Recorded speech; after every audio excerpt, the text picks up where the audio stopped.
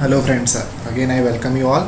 Okay, और इस video में हम डिस्कस करेंगे कासा रेशियो के बारे में और कॉस्ट ऑफ फंड्स के बारे में। So let's start with the cost of fund कि कॉस्ट ऑफ फंड क्या होता है, इसका मतलब क्या होता है। और इसी के साथ हम समझेंगे कि हाई कॉस्ट ऑफ फंड मतलब क्या होता है। अक्सर इंटरव्यू में क्वेश्चन पूछा जाता है, what is high cost of fund for bank, what is low cost of for bank and what is average cost of fund for banks. तो ये पूरा कॉन्सेप्ट समझने के लिए आपको सबसे पहले क्लियर होना चाहिए कि कॉस्ट ऑफ फंड्स का मतलब क्या होता है। ठीक है, देखिए कॉस्ट ऑफ फंड्स का मतलब होता है कि the cost incurred by the bank to raise the capital to raise the funds. जैसे बैंक का काम क्या होता है, बैंक क्या करता है, बैंक मनी रोटेशन का काम करता है, डिपॉजिटर से पैसे लेता है और उसी मनी को लोन के फॉर्म में कन्वर्ट कर देता है। तो डिपॉजिटर से यदि पैसे लेती है बैंक, तो डिपॉजिटर को उन्हें रेट ऑफ इंटरेस्ट पे करना पड़ेगा। लेट से यदि करंट अकाउंट में पैसा डिपॉजिट होता है या सेविंग अकाउंट में डिपॉजिट होता है, रिकरिंग डिपॉजिट के फॉर्म में डिपॉजिट होता है, या एफडी होता है या फिर बल्क डिपॉजिट होता है, तो कोई सा भी यदि डिपॉजिट होता है बैंक के पास, तो बैंक को उस डिपॉजिट पे जितना भी पैसा बैंक ने लिया है कंज्यूमर से, खाता धारक से, अकाउंट होल्डर से, उसके बदले में उसे इंटरेस्ट पे करना पड़ता है। So that interest is called cost of funds. So in a way we can say that the cost incurred by the bank to raise the funds from the depositors, from the account holders. तो उसी को क्या कहते हैं, cost of funds. यदि definition पढ़ ले, so banks are doing the business for money, banks are taking money as deposit in the form of current or saving or time deposit at lower rate of interest and gives money as loan at higher rate of interest. तो पैसा लेती है कम दर पे और ज़्यादा दर पे पैसे को लोन में कन्वर्ट कर देती है। So it is just like any other business. So cost of fund is the cost of taking money as deposit. ये इंपॉर्टेंट है, याद रखिएगा, the cost of taking money as deposit. तो जो ब्याज बैंक को देना पड़ता है against the deposit of account holders, उसी ब्याज को कॉस्ट ऑफ फंड्स कहा जाता है। अब कॉस्ट ऑफ फंड्स के टाइप्स कौन कौन से होते हैं, तो या तो कॉस्ट ऑफ फंड हाई हो सकता है या तो कॉस्ट ऑफ फंड लो हो सकता है, और दोनों का बैलेंस क्या कहलाता है, एवरेज कॉस्ट ऑफ फंड्स। तो एक बार देख लेते हैं इसका मतलब क्या होता है। तो जैसा कि आपको पता है कि डिपॉजिट दो प्रकार के होते हैं, करेंट अकाउंट डिमांड डिपॉजिट और टर्म डिपॉजिट, या फिर टर्म या फिर उसी को क्या कहा जाता है, टाइम डिपॉजिट। इसके बारे में मैंने ऑलरेडी आपको बताया था फर्स्ट क्लास में कि what is the difference between these two deposits. तो डिमांड डिपॉजिट्स को हम वॉलेटाइल मनी कहते हैं, और यदि इसमें भी बात की जाए तो इसमें दो प्रकार के डिपॉजिट होते हैं, करेंट अकाउंट और सेविंग अकाउंट। तो current account is highly volatile in nature, थोड़ी कम वॉलेटिलिटी किसमें होती है, सेविंग अकाउंट में, but current account is highly volatile in nature. तो वॉलेटाइल का मतलब क्या होता है, यदि करंट अकाउंट में पैसा है तो बैंक के पास वो कुछ समय तक फिक्स नहीं होता। हो सकता है आज 10 लाख रुपए आपने डिपॉजिट किया, कल को आप 10 लाख रुपए निकाल भी लें, विथड्रॉ भी कर लें। इसीलिए बैंक इस पैसे को लोन में कन्वर्ट नहीं कर पाती। तो जब बैंक इस पैसे को लोन में कन्वर्ट नहीं कर पाती, तो इसीलिए बैंक भी करंट अकाउंट में कोई भी डिपॉजिट में कोई भी ब्याज नहीं देती है। याद रखिएगा, there is no interest given by the bank against the deposit of current account. इसीलिए करंट अकाउंट में जो भी पैसा आता है उसका खर्चा बहुत कम होता है बैंकों के लिए। उसे क्या कहा जाता है, लो कॉस्ट ऑफ फंड्स, क्योंकि बैंक उसे लोन में कन्वर्ट नहीं करती उतना। क्यों? क्योंकि वॉलेटाइल इन नेचर है। यदि आप कल कंज्यूमर ने डिमांड किया तो उसे वापस करना पड़ेगा, वो फिक्स टाइम के लिए बैंक के पास रहता नहीं है। तो बैंक उससे प्रॉफिट अर्न नहीं कर पाती, क्योंकि उसे लोन में घुमाना थोड़ा सा मुश्किल होता है, पूरे पैसे लोन में नहीं घुमा सकती करंट अकाउंट के, इसीलिए इसका कॉस्ट ऑफ फंड लो होता है।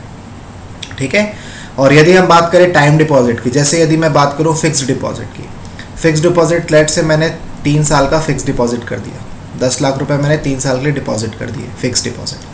अब ये 10 लाख रुपए बैंक के पास 3 साल के लिए प्रेजेंट है, बैंक इस पैसे को लोन में घुमा सकती फॉर 3 ईयर्स। तो ये फिक्स्ड है, ये नॉन वॉलेटाइल इन नेचर है, ये फिक्स्ड एसेट है बैंक के लिए।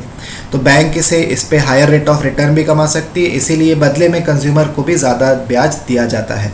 तो जो ब्याज टाइम डिपॉजिट के अगेंस्ट में दिया जाए, या फिर यदि कोई अकाउंट होल्डर फिक्स डिपॉजिट या करंट रिकरिंग डिपॉजिट या फिर बल्क डिपॉजिट करवाता है, तो उसके बदले में जो ब्याज दिया जाता है बैंक के द्वारा खाता धारक को, उसे क्या कहा जाता है, high cost of fund. The interest that is given against the deposit made under fix deposit, recurring deposit और bulk deposit, so higher rate of interest, इसीलिए कॉस्ट ऑफ फंड क्या होता है, हाई।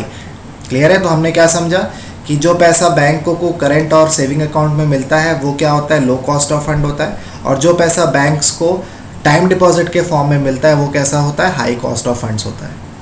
अब याद रखिएगा, बैंक के लिए दोनों चीज़ें ही कुछ लिमिट तक की ठीक हैं, और ये लिमिट कैसे फिक्स किया जाता है, एवरेज कॉस्ट ऑफ फंड। यदि ज़रूरत से ज़्यादा टाइम डिपॉजिट आ जाए तो भी गलत चीज़ है, और यदि मान लीजिए ज़्यादा लो कॉस्ट ऑफ फंड है तो भी बैंक के लिए सही चीज़ नहीं है। हेल्दी बैंकिंग सिनेरियो के लिए दोनों ही चीज़ें परफेक्ट नहीं होती हैं।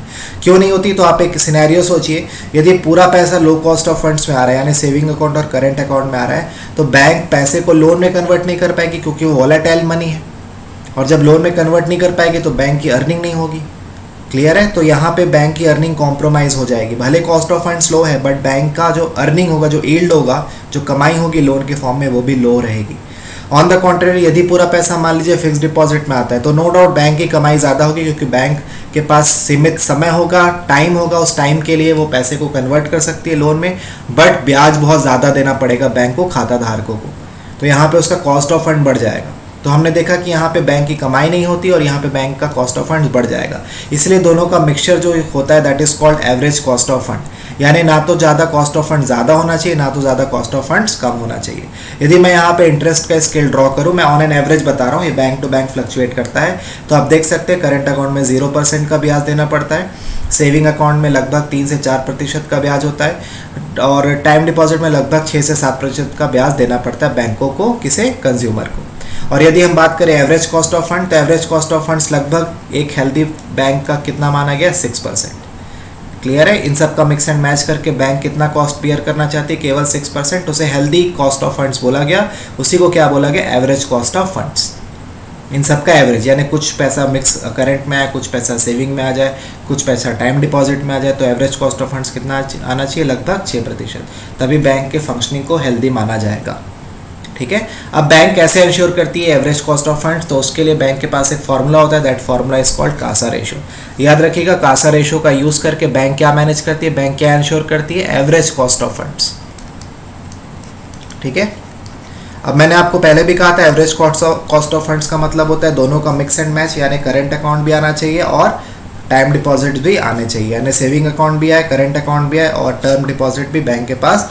बट वो अनुपात क्या होगा? वो अनुपात को ही क्या कहा जाता है? कासा रेशो। एक बार मैं कासा रेशो का डेफिनेशन आपको बता देता हूँ, तो डेफिनेशन ध्यान से देखिए। CASA ratio is the ratio of deposits in the form of current and saving account to the total deposit. ये बहुत इंपॉर्टेंट डेफिनेशन है, प्लीज़ इसे मेमोराइज कर लीजिए, एग्जाम में अक्सर कंफ्यूज करता है। देखिए क्या बोला गया, कासा रेशो मतलब न्यूमरेटर और डिनोमिनेटर दो चीज़, क्योंकि रेशो की बात हो रही है। न्यूमरेटर में होता है what is the deposit received by the bank in demand deposit.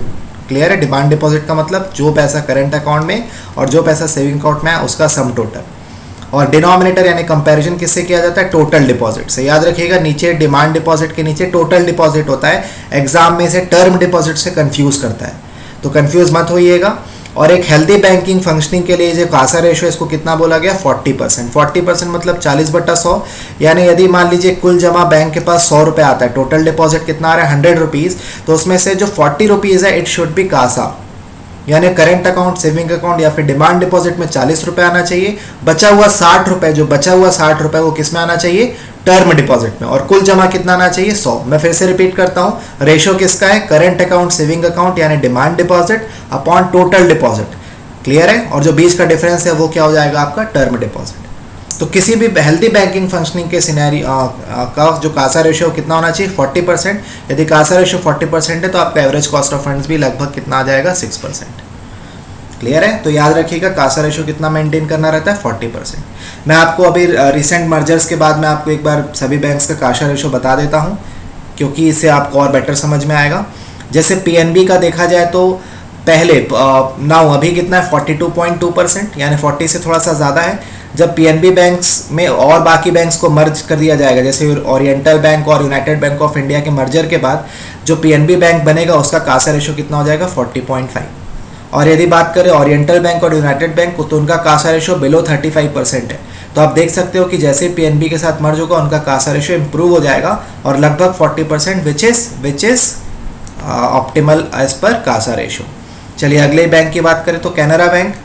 तो सिंडिकेट बैंक के मर्ज होने के बाद जो कैनरा बैंक है उसका भी आप देख सकते हैं, अभी उसका कासा रेशो कितना है? 29.2% है, but post merger Kasa ratio थोड़ा सा इंप्रूव हो जाएगा and it will be approximately 31%।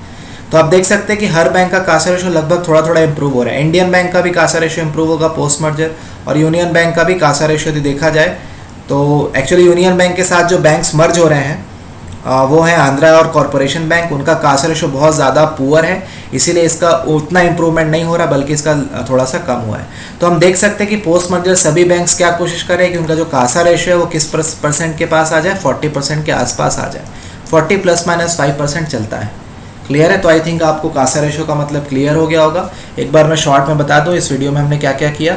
इस वीडियो में सबसे पहले हमने देखा कॉस्ट ऑफ फंड्स क्या होता है। कॉस्ट ऑफ फंड्स हमने देखा 3 टाइप के होते हैं, या तो हाई होगा, या तो एवरेज होगा, या तो लो होगा। हाई मतलब ज़्यादातर पैसा किस में आ रहा है, फिक्स डिपॉजिट में आ रहा है, या फिर टर्म डिपॉजिट में आ रहा है, या फिर टाइम डिपॉजिट में आ रहा है। लो मतलब ज़्यादातर पैसा किस में आ रहा है, डिमांड डिपॉजिट में, या फिर हम कह सकते हैं कासा में आ रहा है। और एवरेज मतलब दोनों का मिक्स एंड मैच, दोनों का एक रेशो, और वो रेशो को क्या बोला गया, कासा रेशो। फिर मैंने आपको कासा रेशो का मतलब समझाया। यहाँ पे हमने कासा रेशो का मतलब देखा, और हमने देखा कि कैसे पोस्ट मर्जर सभी बैंक्स अपने कासा रेशो को एक हेल्दी रेशो में, हेल्दी रेशो दैट इज़ 40% के आसपास लाने की कोशिश कर रहे हैं। ठीक है? सो आई थिंक आपको ये दोनों कॉन्सेप्ट समझ में आ गए। तो if you like the video please comment and subscribe our channel. Take care and stay safe, stay home. Thank you.